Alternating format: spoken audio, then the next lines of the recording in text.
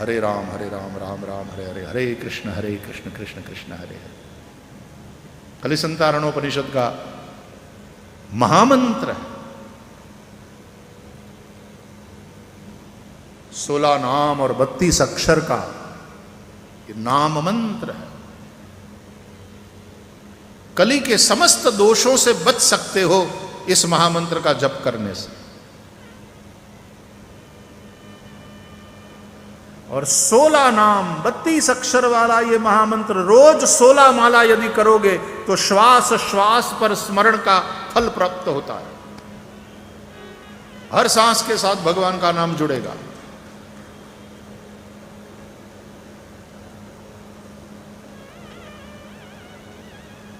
एक दिन में 24 घंटे में हमारी सांसों की जो रिदम है तद अनुसार 21,600 बार श्वासोश्वास होती है। और इस तरह से इस महामंत्र का जप करोगे तो हर श्वास के साथ भगवान के नाम का स्मरण जुड़ेगा। लेकिन उपनिषद का मंत्र है तो सबका अधिकार नहीं। और दूसरी बात, जहां भी मंत्र की बात आती है वहां गोपनीयता आती है। जैसे मंत्र से ही शब्द बना है मंत्रणा, तो बड़े लोग जब आपस में मिलते हैं और मंत्रणा करते हैं तो सारी की सारी बात मीडिया को नहीं बताते। क्या क्या आप गए थे और सब मिले, क्या बातें हुई, मीडिया वाले पूछेंगे। हम मिले बहुत समय से, ये बस एक रेगुलर वो था, हम मिले।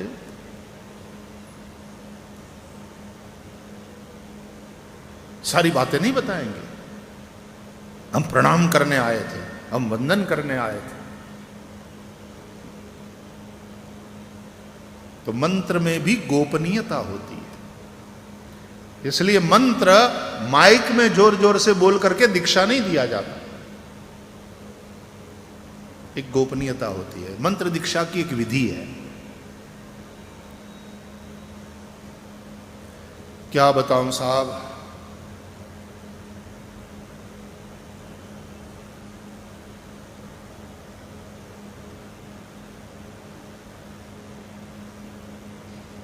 जाने दो, कुछ बातें व्यासपीठ से कहने की नहीं होती। हमारे लिए भी एक मर्यादा होती है। सब कुछ यहां से नहीं कह सकते। लेकिन गोपनीयता क्यों, इसका कारण है।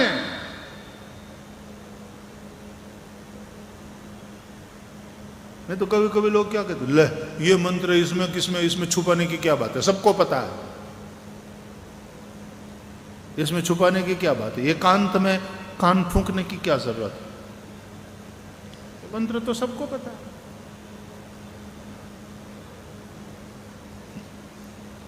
ऐसे प्रश्न करने वालों के लिए मेरे पास जवाब है, लेकिन वो जवाब 1 to 1 होए तो दूं, नहीं तो नहीं, यहां से नहीं कहूंगा।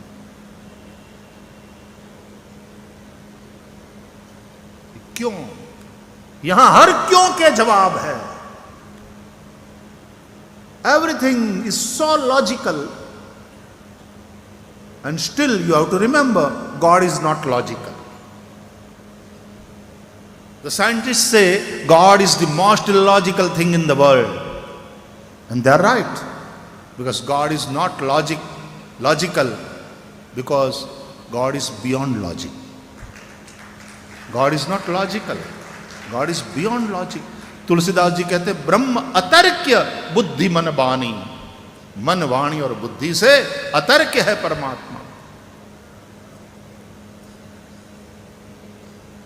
लेकिन जिसके पास बुद्धि है, जिसके पास तर्क है, तो तर्क को तर्क से ही काटा जा सकता है। इसलिए लॉजिकल आंसर्स है, लेकिन कुछ बातें मंत्रणा वाली।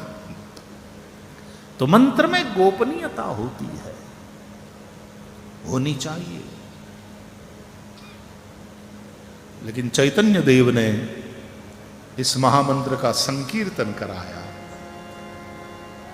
तो वो वेद मर्यादा भी बनी रहे इसलिए उल्टा कर दिया, पहले हरे कृष्णा कृष्णा कृष्णा हरे हरे, और फिर हरे राम राम राम। और सभी साधक बड़े प्रेम से जपते रहते हैं।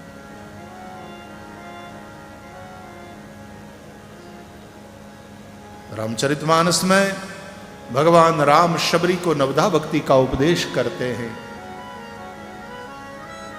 पांचवी भक्ति बतलाते हुए, समझाते हुए राम जी बोले, मंत्र जाप मम दृढ़ विश्वासा, मंत्र जाप मम दृढ़ विश्वासा,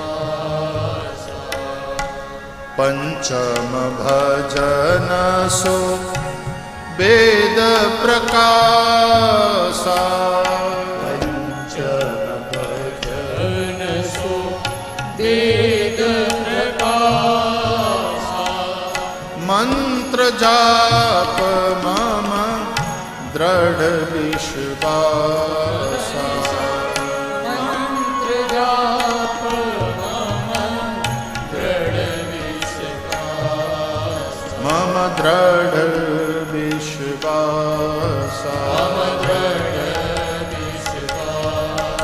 मम दृढ़ विश्वासा।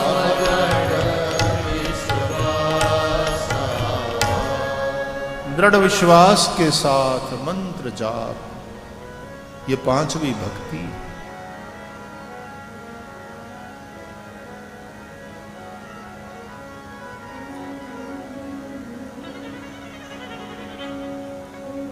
मंत्र मननात्रायते इति,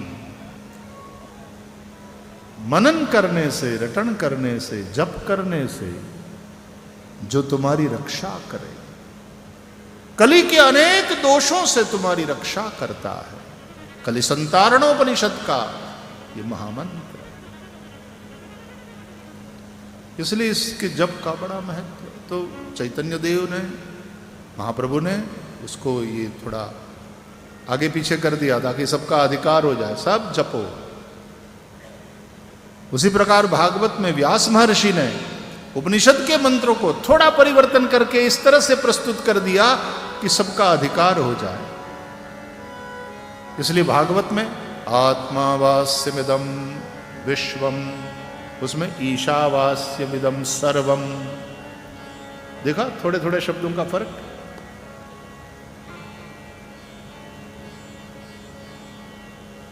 तो जो अपनी आत्मा में ही रमता रहता है वो अपनी आत्मा को ही सब में देखता है, और वो यही कहता है कि जल में ही ये लहर, फैन, बुदबुदे सब कल्पित है। कल्पित है जल के सिवा कुछ नहीं, यहां मेरे अपने सिवा कुछ नहीं है। मुझे मेरी मस्ती कहाँ लेके आ, यहां मेरे अपने सिवा कुछ नहीं है। मुझे मेरी मस्ती कहाँ लेके आ। ये सागर, ये लहरें, ये फैन, बुदबुदे, ये सागर, ये लहरें, ये फैन और बुदबुदे कल्पित है, जल के सिवा कुछ नहीं। जिस प्रकार ये सब कुछ जल में कल्पित है, उसी प्रकार ये सब कुछ परमात्मा में ही कल्पित है, सिवाय परमात्मा के और कुछ नहीं। इसलिए सच्चिदानंद रूपाय, श्री कृष्ण सत्स्वरूप है, मतलब वो है।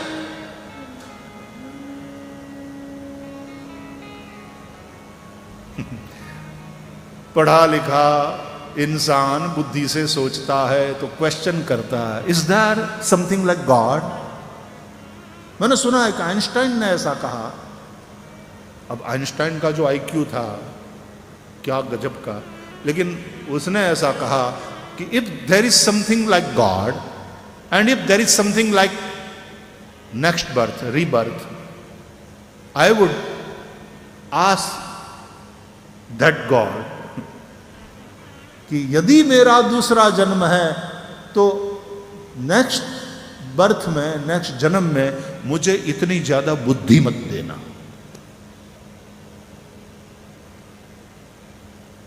बहुत ज्यादा बुद्धि भी परेशान करती है। आवश्यकता से अधिक सब लोग कहते हैं कि ये बुद्धि की जितनी ताकत है, जितनी क्षमता है, वो हम पूरी पूरी यूज नहीं करते, नहीं कर पाते। अच्छा है, पागल हो जाओगे। जितनी जरूरत है उतनी खोलो। आपके स्मार्टफोन में भी सब मेमोरी कहाँ आप यूज करते हो, और जितनी अंदर फीचर्स है सबको कहाँ यूज कर पाते हो। कभी कभी तो ऐसा होता है कि स्मार्टफोन जिसके हाथ में है वो बुद्धू होता है, कि स्मार्टफोन यूज करना आता नहीं हमको, हम लोग बुद्धू होते हैं। और स्मार्टफोन, और आजकल तो आर्टिफिशियल इंटेलिजेंस का जमाना है,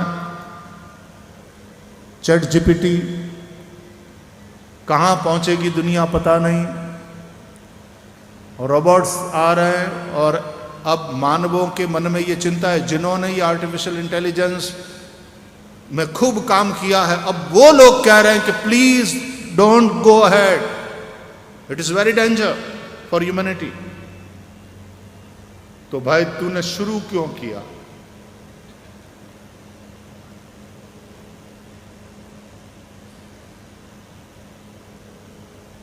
बोला आर्टिफिशियल इंटेलिजेंस ह्यूमैनिटी को ओवर पावर कर सकता है, और खतरा ह्यूमैनिटी के लिए बन सकता है, पूरी मानवता के लिए। मैं एक इंटरव्यू देख रहा था, वेरी इंटरेस्टिंग। रोबोट लेडी थी, रोबोट लेडी। देखो आर्टिफिशियल इंटेलिजेंस का मजा। तो उससे पूछा गया कि तुम लोगों के पास तो एवरेज ह्यूमन बीइंग से ज्यादा ताकत है ना? Yes we have, but after all हम ह्यूमन बीइंग का ही क्रिएशन है। दैट्स ट्रू, लेकिन हम लोग जितनी गिनती करते हैं उससे तो कई गुना फास्ट आप लोग गिनती करके जवाब दे देते हो, जो भी पूछो जवाब दे देते हो। Yes that's true. तो कभी न कभी आप लोग हमारे ऊपर हावी नहीं हो जाओगे, और आप में और हमारे में क्या फर्क है? आप तो बहुत ज्यादा पावरफुल है। आप ये कहती हो कि आफ्टर ऑल ह्यूमन ने ही, मनुष्य ने ही हमको बनाया है, दैट्स ट्रू, लेकिन जिसने आपको बनाया है उसी को आप खत्म कर दोगे, ऐसा भी तो हो सकता है।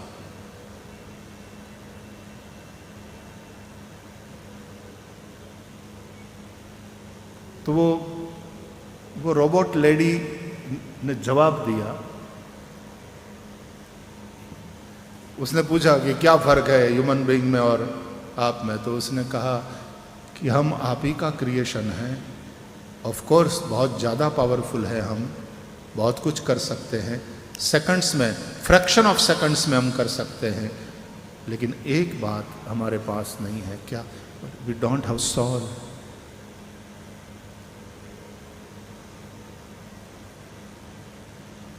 हमारे पास आत्मा नहीं।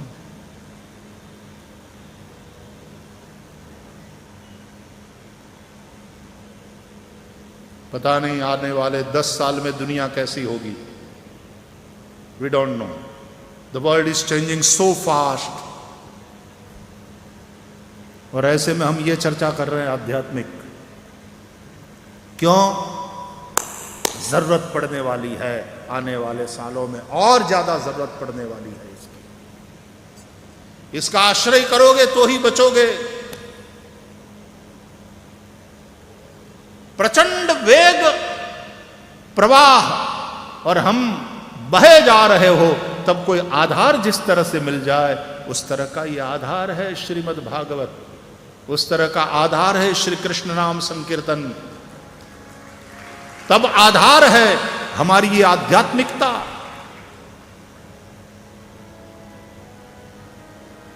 धीरे धीरे धीरे मन बहुत विक्षिप्त होता चला जाएगा। जितनी ज्यादा बुद्धि है उतना ही ज्यादा तनाव, डिप्रेशन, हताशा, मन की विक्षिप्तता, बहुत सारे मानसिक रोगों का सामना करना पड़ेगा मानवता को आने वाले सालों में।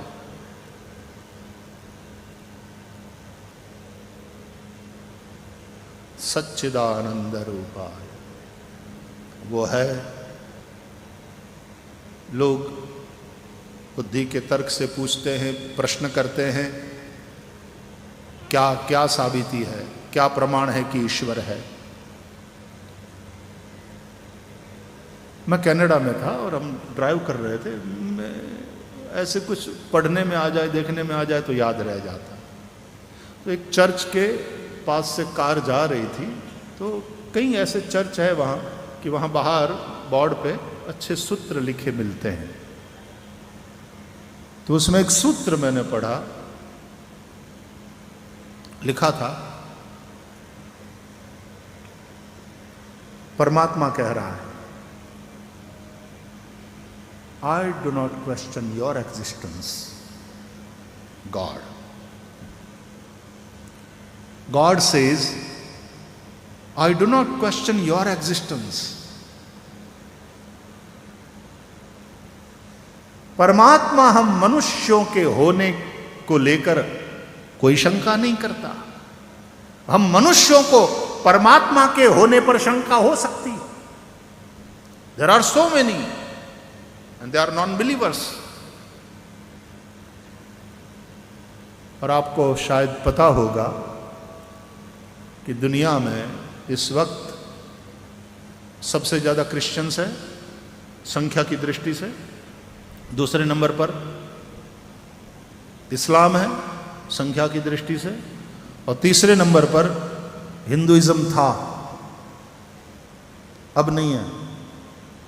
अब तीसरे नंबर पर है नॉन बिलीवर्स,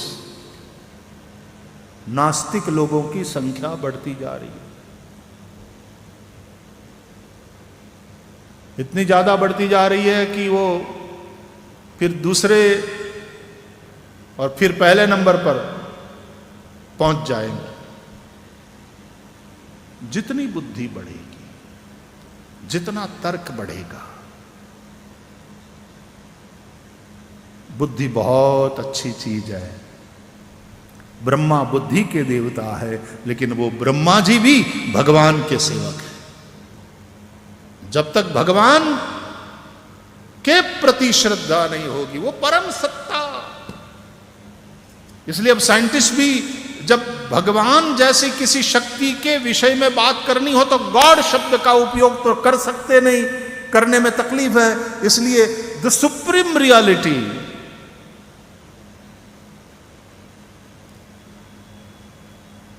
चलो बिना नाम लिए भी चर्चा तो करने लगे। जगत में विज्ञान के द्वारा प्रयोग है और गॉड पार्टिकल को ढूंढ रहे हैं। हम भगवान श्री कृष्ण को नमन करते हैं। वो कैसे हैं? बोले सच्चिदानंद रूपाय। उसका स्वरूप क्या? विज्ञान जानता है। एटम का स्वरूप क्या है जान लिया। वो क्या कर सकता है, कौन सी ताकत है। एक परमाणु में विज्ञान ने प्रयोग के द्वारा सिद्ध करके दिखाया। और सब कुछ एनर्जी ही है। There is energy and nothing but energy. It can not be produced, it can not be destroyed, it changes its form only. न तो ये उत्पन्न करी जा सकती है, न तो ये मिटाई जा सकती है। ये एनर्जी केवल अपना रूप बदलती रहती है। ये विज्ञान कह रहा है। E is equal to mc square. सब कुछ उस एनर्जी का ही रूप है। हमारे वेद कहते हैं सर्वम खलु इदम ब्रह्म। अभी विज्ञान जिस एनर्जी की बात करता है वो प्रकृति के अंतर्गत है, और परमात्मा प्रकृति का स्वामी है, प्रकृति उसके अधीन है। हमारे शास्त्रों के अनुसार अष्टधा प्रकृति है, और हमारे श्री कृष्ण 16,108 नारी के स्वामी हैं। उसमें 16,100 का तो एक साथ पानी ग्रहण किया भागवत की कथा के अनुसार। भौमासुर का उद्धार किया। भौमासुर ने कैद करी हुई 16,100 कन्याओं को भगवान ने छुड़ाया। वो सब भगवान को बरी, वो 16,100, और 8 उसके पहले विवाह हुए, वो अष्ट पट्टमहिषी है, 8 पटरानियां। वो क्या है? ये अष्टधा प्रकृति ही भगवान की पटरानियां। भूमिरापो नलो वायु खम मनो बुद्धिरेव च अहंकार इति यम में भिन्ना प्रकृतिरष्टधा। भगवान प्रकृति के स्वामी है। और 16,100 क्या है? वेदों के उपासना कांड की श्रुतियां।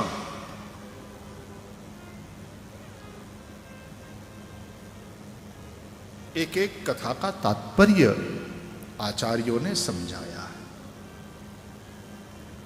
जीव प्रकृति के अधीन है, लेकिन प्रकृति पुरुषोत्तम भगवान के अधीन है। सच्चिदानंद रूपाय, श्री कृष्ण सत्स्वरूप है, मतलब वो है, उसके अतिरिक्त कुछ भी नहीं है। तो मैं कथा में कहा करता हूं कि वो समंदर की मछली ने समंदर के पानी में यूं यूं यूं यूं कुदकते हुए आगे बढ़ते हुए, बगल में दूसरी मछली भी साथ साथ चल रही थी तैरती हुई अंदर। एक मछली ने दूसरी मछली से पूछा, बहन तूने समंदर देखा क्या? ये समंदर कैसा होता है? कहां होता है? 2 आदमी चौपाटी पर आए थे, बातें कर रहे थे। एक कह रहा था, मुझे समंदर बहुत प्यारा है, बहुत बखान कर रहा था। मेरे मन में भी ये आया कि चलो समंदर को देखें। तूने देखा है क्या? ये समंदर कहां है, कैसा है? उस मछली को कौन समझावे कि तू जिसमें जी रही है, तू जिसके चलते जी रही है, तेरा अस्तित्व जिसके चलते है, वो समंदर ही तो है। हमारा प्रश्न भी ऐसा ही है जब हम पूछते हैं कि भगवान कहाँ है, वो कैसा है। ये तुम्हारी सांसों को कौन चला रहा है? ये कौन भीतर से पूछ रहा है? ये प्रश्न कहां से उठा? वो कौन है? इसलिए कोहम कस्त्वम कोहम कुत आयात कामे जननी को मे तात इति परिभावय सर्वम सारम विश्वम त्यक्त्वा स्वप्न विचारम भज गोविंदम गोविंदम भज मूढ़मते प्राप्ते सन्निहिते मरणे नहीं नहीं रक्षति डुक्रोहि करणे। सच्चिदानंद रूपाय, वह श्री कृष्ण सदरूप है, वह श्री कृष्ण चिद्रूप है। बिना चिद के ये सत जड़ हो जाएगा। यह सत, यह अस्तित्व जड़ नहीं है।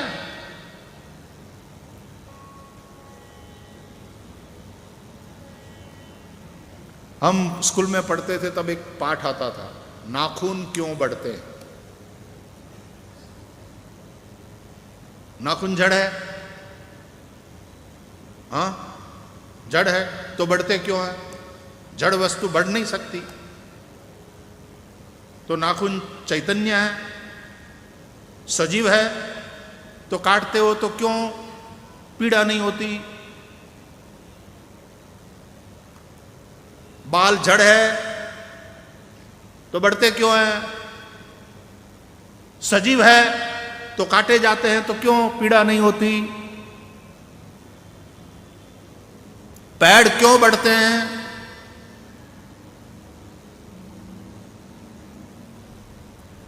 और वनस्पति में भी जीव है, यह दुनिया को बताने वाला भारत का वैज्ञानिक Jagadish Chandra Bose. And let me tell you, यह भागवत में लिखा है। दशविध सृष्टि का जहां वर्णन है भागवत में, वहां यह चर्चा है। I don't know whether Jagadish Chandra Bose इन्होंने भागवत पढ़ी थी कि नहीं। It is that.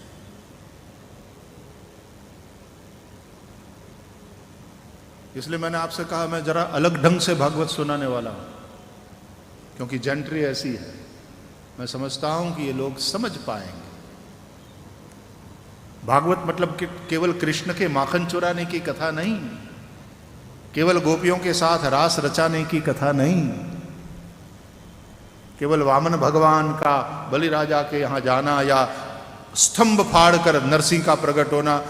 हमारे यहां फिर कभी कभी झांकियां बनाई जाती है स्टेज पर, और थर्मोकोल के बनाए जाते हैं खंबे, और सामने प्रहलाद का स्वरूप, हिरण्यकशिपु। और फिर जब कथा में वो थर्मोकोल के स्तंभ को फाड़ करके नृसिंह भगवान प्रकट होते हैं, तो हम भक्तों को बड़ा आनंद आता है। झांकी करना चाहिए, बहुत अच्छा है। लेकिन कभी सोचा कि इस तरह से खंभा फाड़ करके भगवान का प्रकट होना, व्हाट डज दैट मीन?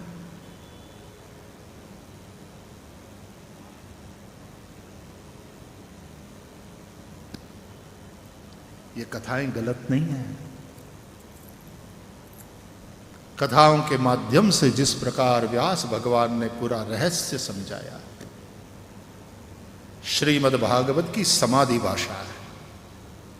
रहस्य में लपेटकर, हर कहानी हर कथा का एक रहस्य है, एक मर्म है, एक विज्ञान है हर कथा में। बिना चिद के सत जड़ हो जाएगा, इसलिए सत के साथ साथ चिद। और तीसरी बात, आनंद।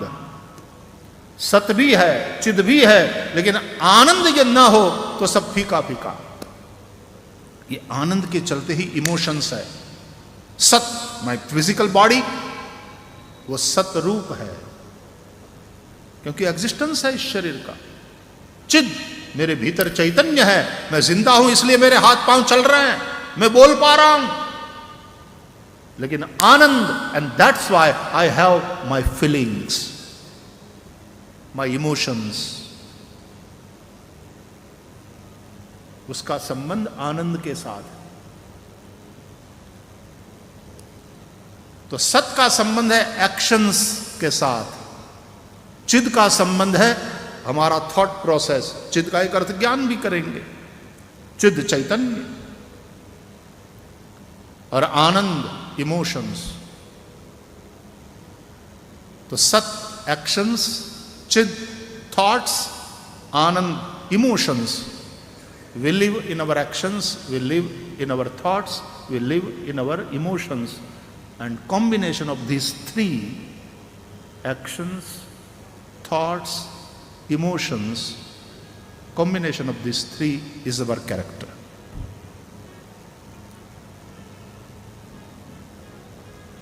इसलिए ज्ञान, भक्ति और कर्म, ये तीन मार्ग बताए। गीता में भी इन तीनों की ही बात है, ज्ञान, भक्ति, कर्म। पहले कर्म, फिर भक्ति, फिर ज्ञान। कर्म मार्ग, भक्ति मार्ग, ज्ञान मार्ग। सच्चिदानंद रूपाय विश्वोत्पत्त्यादि हेतवे, वही श्री कृष्ण परब्रह्म, वही इस विश्व की अनंतानंत ब्रह्मांडों की उत्पत्ति करते हैं, सृष्टि की रचना करते हैं, धारण करते हैं, अपने भीतर चलाते हैं, और एक समय आता है तो सब कुछ समेट लेते हैं अपने ही भीतर। तापत्रय विनाशाय श्री कृष्णाय वयम नमः। हम सब के त्रिविध ताप दुख को मिटाने के लिए, नाश नहीं उसका विनाश करने के लिए, यानी मूल समेत उसको मिटाने के लिए, श्री कृष्णाय वयम नमः। अहम नहीं, आवाम नहीं, वयम। जैसे अंग्रेजी में सिंगुलर एंड प्लूरल दो ही है, हिंदी में एक वचन बहुवचन है, लेकिन संस्कृत में तीन बनते हैं रूप, एक वचन, द्विवचन और बहुवचन। तो अहम, आवाम, मैं, हम दो, और वयम, हम सब। अहम, आवाम, वयम। त्वम, युवाम, यूयम, सह, तौ, ते, इस तरह से रूप बनेंगे।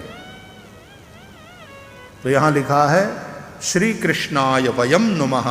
हम सब मिलकर के श्री कृष्ण को नमस्कार करते हैं। आओ भगवान को नमस्कार के साथ आज के इस सत्संग को विराम दे रहे हैं। समय हो गया।